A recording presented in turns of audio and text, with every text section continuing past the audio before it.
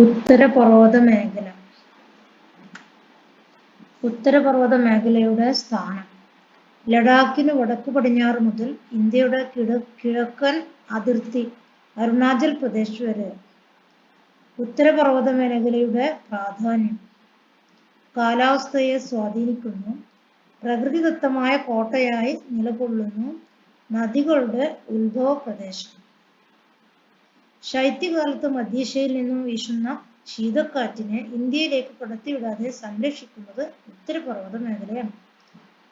Monsoon കാറ്റുകളെ തടഞ്ഞു നിർത്തി ഉത്തരേന്ത്യയിലുടനീളം മഴ പെയ്യിക്കുന്നതും വടക്കു പടിഞ്ഞാറ് നിന്നുള്ള ആക്രമണങ്ങളിൽ നിന്നും ഒരു പരിധിവരെ നമ്മെ സംരക്ഷിക്കുന്നത് ഉത്തരപർവ്വത മേഖലയാണ്.